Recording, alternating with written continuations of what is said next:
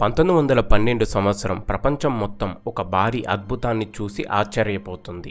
సముద్రం మీద తేలియాడుతున్న ఒక మహానగరం లాంటి షిప్, అదే ఆర్ఎంఎస్ టైటానిక్. ఆ టైంలో ప్రజలు ఈ షిప్ గురించి ఒక మాట చెప్పేవారు: ఈ ఓడను దేవుడికైనా ముంచడం సాధ్యం కాదు అని.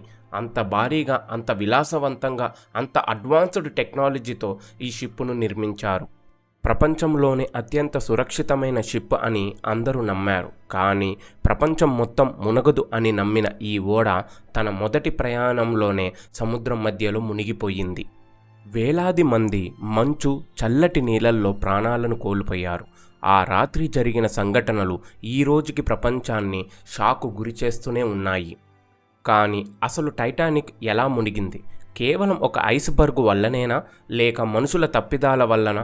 ఈరోజు మనం టైటానిక్ పూర్తి కథను స్టార్టింగ్ నుండి ఎండింగ్ వరకు చాలా క్లియర్గా తెలుసుకుందాం. టైటానిక్ నిర్మాణం ఎలా మొదలైంది? 1900లలో సముద్ర ప్రయాణం అంటే చాలా పెద్ద విషయం. అమెరికా వెళ్ళాలి అంటే విమానాలు లేవు. యూరోప్ నుంచి అమెరికా వెళ్ళేవాళ్ళు అందరూ భారీ షిప్స్లోనే ప్రయాణించేవారు. ఆ టైంలో షిప్పింగ్ కంపెనీల మధ్య చాలా భారీ పోటీ ఉండేది. ముఖ్యంగా వైట్ స్టార్ లైన్ మరియు కునార్డ్ లైన్ మధ్య పోటీ ప్రపంచవ్యాప్తంగా చాలా మారింది. కునార్డ్ కంపెనీ ఇప్పటికే చాలా ఫాస్ట్ షిప్స్ను నిర్మించింది. దాంతో వైట్ స్టార్ లైన్ ఒక పెద్ద నిర్ణయం తీసుకుంది: మనము వేగంలో కాదు, లగ్జరీలో ప్రపంచాన్ని షాక్ చేయాలని. అలా టైటానిక్ ప్రాజెక్టు ప్రారంభమైంది. ఈ భారీ షిప్ను హర్లాండ్ అండ్ వుల్ఫ్ అనే కంపెనీ నిర్మించింది. వేలాది మంది కార్మికులు పగలు రాత్రి పనిచేశారు. టైటానిక్ అంత పెద్దదిగా ఉండేది అంటే అది ఒక చిన్న నగరంలా కనిపించేది. షిప్లో swimming pools, gyms, Turkish bath, భారీ రెస్టారెంట్లు, లగ్జరీ రూమ్స్, గ్రాండ్ మెట్లు, ఎలివేటర్లు కూడా ఉండేవి. ఆ టైంలో ఇవన్నీ చాలా అడ్వాన్స్డ్ సౌకర్యాలు. ఫస్ట్ క్లాసులో ప్రయాణించే వాళ్లకు అది ఒక 5 స్టార్ హోటల్ కన్నా గొప్పగా అనిపించేది. ఈ షిప్ మునగదు అనే నమ్మకం టైటానిక్లో ప్రత్యేకంగా వాటర్ టైట్ కంపార్ట్మెంట్స్ అనే సిస్టమ్ని వాడారు. అంటే షిప్ లోపల అనేక భాగాలుగా విభజించారు. ఒక్క భాగంలో నీళ్లు వచ్చినా మిగతా భాగాలకు వెళ్లకుండా డిజైన్ చేశారు. అందుకే చాలామంది ఇంజనీర్లు కూడా ఈ షిప్ అసలు మునగదు అని నమ్మారు. మీడియా కూడా టైటానిక్కు అన్సిక్కబుల్ షిప్ అని ప్రచారం చేసింది. అదే తర్వాత చాలా పెద్ద ప్రమాదానికి కారణమైంది. ఎందుకంటే అందరూ ఓవర్ కాన్ఫిడెన్స్లో పడిపోయారు. ముఖ్యంగా షిప్లో ఉన్న 2200 మందికి సరిపడా లైఫ్ బోట్స్ పెట్టలేదు. ఎందుకంటే వాళ్ళు ఏమనుకున్నారంటే ఈ షిప్ మునిగే పరిస్థితి అసలు రాదు అని. అదే తర్వాత వేలాది మంది ప్రాణాలను తీసింది.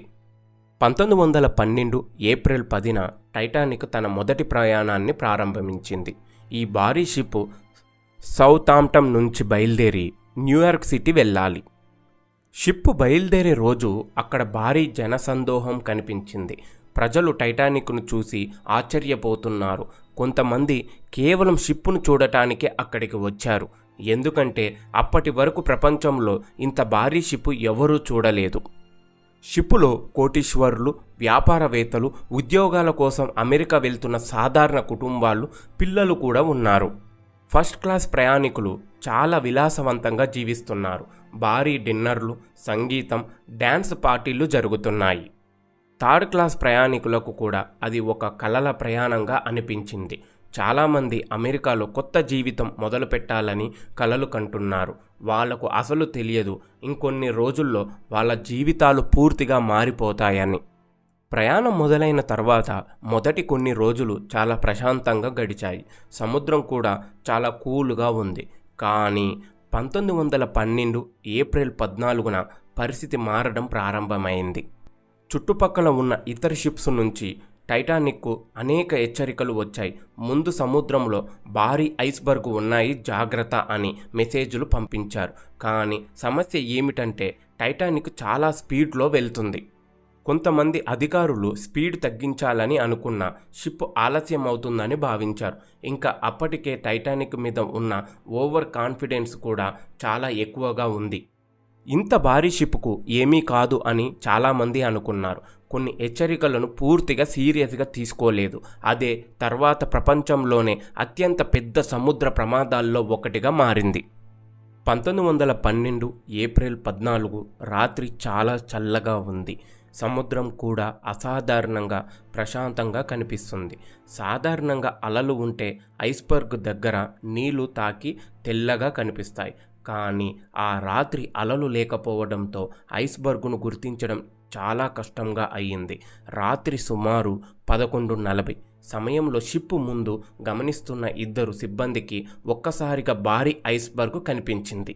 వాళ్ళు వెంటనే హెచ్చరిక ఇచ్చారు, ఐస్బర్గ్ రైట్ హెడ్ అని. వెంటనే షిప్ను మలుపు తిప్పడానికి ప్రయత్నించారు. ఇంజనీర్లను కూడా వెనక్కి తిప్పే ప్రయత్నం చేశారు. కానీ టైటానిక్ చాలా భారీ షిప్, అంత పెద్దదాన్ని ఒక్కసారిగా తిప్పడం అసాధ్యం. కొన్ని క్షణాల తర్వాత ఐస్బర్గ్ షిప్పును పక్క భాగాన్ని రుద్దుకుంటూ వెళ్ళింది. మొదట్లో ప్రయాణికులకు పెద్దగా ఏమీ అర్థం కాలేదు. కొందరికి చిన్న జర్క్ మాత్రమే అనిపించింది. కొంతమంది బయటకు వచ్చి మంచు ముక్కలను కూడా చూశారు. కానీ అసలు ప్రమాదం షిప్ దిగువ భాగంలో జరిగింది.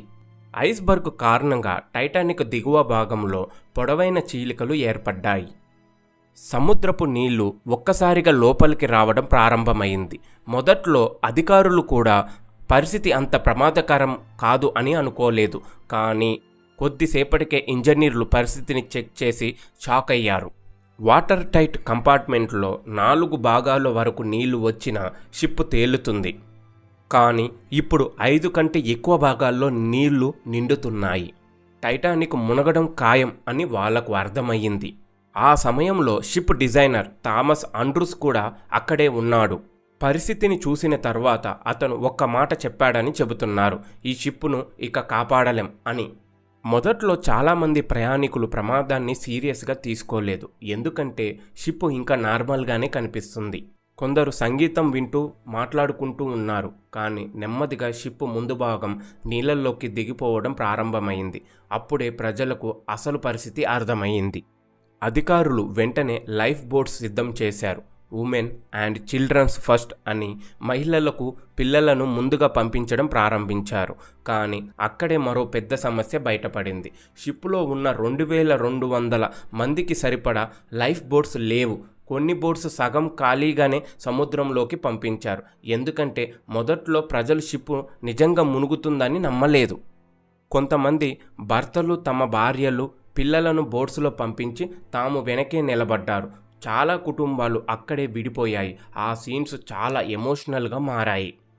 రాత్రి గడుస్తున్న కొద్దీ పరిస్థితి పూర్తిగా అదుపు తప్పింది. షిప్ ముందు భాగం పూర్తిగా నీళ్ళల్లోకి దిగిపోయింది. ప్రజలు అరుస్తున్నారు, కొందరు ప్రార్థనలు చేస్తున్నారు, కొందరు చివరిసారిగా తమ కుటుంబ సభ్యులను హత్తుకుంటున్నారు. ఆ సమయంలో కూడా షిప్లో ఉన్న బ్యాండ్ చివరి వరకు సంగీతం వాయించిందని చెబుతారు. ప్రజలు భయపడకుండా ఉండాలని వాళ్ళు ప్రయత్నించారు. చుట్టూ మంచు, చల్లటి గాలి, చీకటి సముద్రం, అరుపులు మాత్రమే వినిపిస్తున్నాయి. నెమ్మదిగా షిప్ వెనక భాగం గాల్లోకి లేచింది. విద్యుత్ వ్యవస్థలు ఒక్కసారిగా ఆగిపోతూ మళ్ళీ ఆన్ అవుతున్నాయి. చివరికి భారీ ఒత్తిడిని తట్టుకోలేక టైటానిక్ మధ్యలో విడిగిపోయింది. ఒక భాగం ముందుగా సముద్రంలోకి మునిగిపోయింది. మరో భాగం కొద్దిసేపటి తర్వాత పూర్తిగా నీళ్ళల్లో కలిసిపోయింది. 1912 ఏప్రిల్ 15 ఉదయం 2:20కి ఆర్ఎంఎస్ టైటానిక్ పూర్తిగా సముద్రంలో మునిగిపోయింది. టైటానిక్ మునిగిపోయిన తర్వాత వేలాది మంది మంచు, చల్లటి అట్లాంటిక్ సముద్రంలో పడిపోయారు. ఆ నీళ్లు అంత చల్లగా ఉండేవి అంటే కొన్ని నిమిషాల్లోనే మనిషి శరీరం పనిచేయడం ఆగిపోతుంది. చాలామంది చలితోనే ప్రాణాలను కోల్పోయారు. చుట్టూ సహాయం కోసం అరుపులు మాత్రమే వినిపిస్తున్నాయి. కానీ సహాయం చేయడానికి చాలా తక్కువ బోట్స్ మాత్రమే ఉన్నాయి. కొంతసేపటి తర్వాత ఆర్ఎంఎస్ కార్పాతియా అనే మరో షిప్ అక్కడికి చేరుకుంది.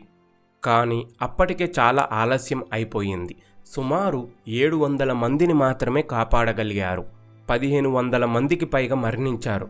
ఈ ప్రమాదం ప్రపంచాన్ని పూర్తిగా షాకుకు గురిచేసింది. చాలామంది టైటానిక్ ఒక ఐస్బర్గ్ వల్లే మునిగిపోయిందని అనుకుంటారు. కానీ అసలు కారణాలు చాలా ఉన్నాయి. మొదటిది ఓవర్ కాన్ఫిడెన్స్. ఈ షిప్ మునగదు అనే నమ్మకం వల్ల భద్రతా విషయాలను పట్టించుకోలేదు. రెండవది స్పీడ్ తగ్గించుకోపోవడం. ఐస్ వార్నింగ్ వచ్చినా షిప్ ఫుల్ స్పీడ్లోనే వెళ్ళింది. మూడవది సరిపడా లైఫ్ బోట్స్ లేకపోవడం. నాలుగవది షిప్ డిజైన్లో ఉన్న లోపాలు. ఈ కారణాలన్నీ కలిసి టైటానిక్ను ముంచాయి. టైటానిక్ కథ కేవలం ఒక షిప్ మునిగిపోయిన కథ కాదు, అది మనిషి అహంకారం, ఓవర్ కాన్ఫిడెన్స్, ఇంకా ప్రకృతి శక్తి ముందు మనిషి ఎంత చిన్నవాడో చూపించిన కథ.